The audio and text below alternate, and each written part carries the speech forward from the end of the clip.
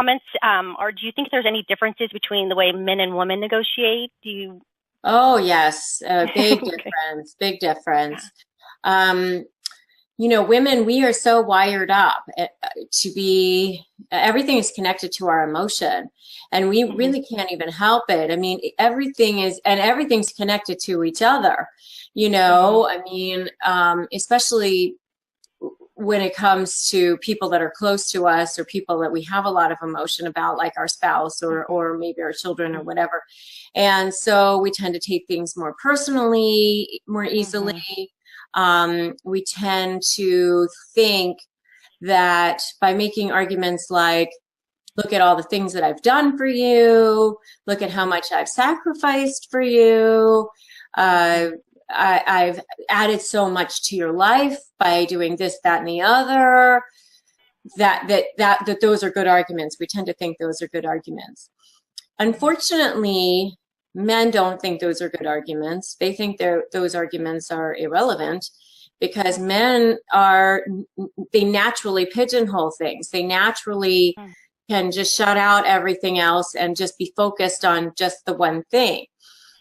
They're not good at multitasking because Hmm. they can't really focus on more than one thing.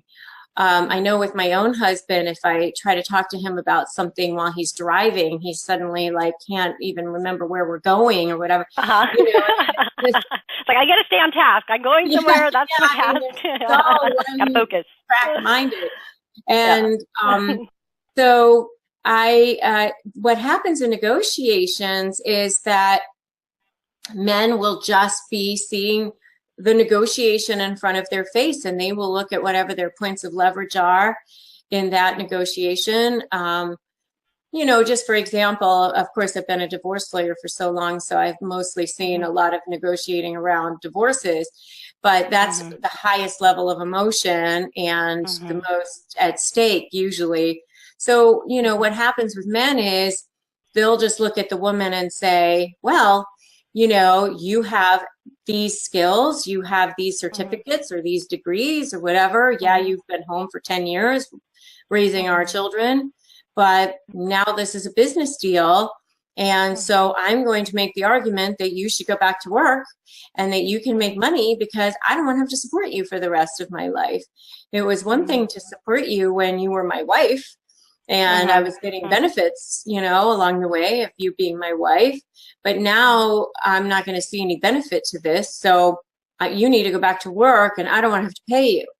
And Hmm. they just completely are able to separate from that this person what did all these things for them, whereas the woman will end up being at a disadvantage because she'll be across the table going, don't you see that I was the one that helped put you through graduate Yeah. school or Yeah. gave birth to your children, raised your family, kept a home for you. Yeah. You wouldn't have been able to have that career if it hadn't been for me.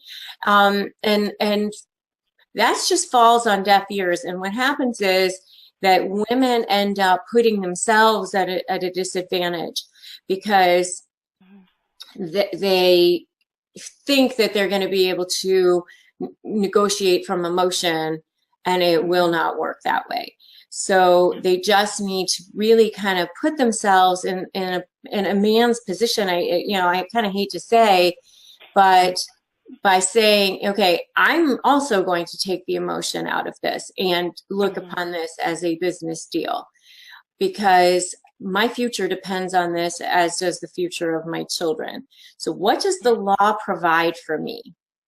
Hmm. And so, and even around going into a negotiation around a job, whether it's a Hmm. promotion, whether it's um, talking to your financial advisor about what basis points to use for Hmm. fees or Hmm. whatever. Um, Hmm. they need to not come from, hey, we're friends, or Hmm. look at all I've done for you, or Hmm. I thought we had a relationship, or Hmm. whatever. It really has to come down to what makes the most sense from a business perspective.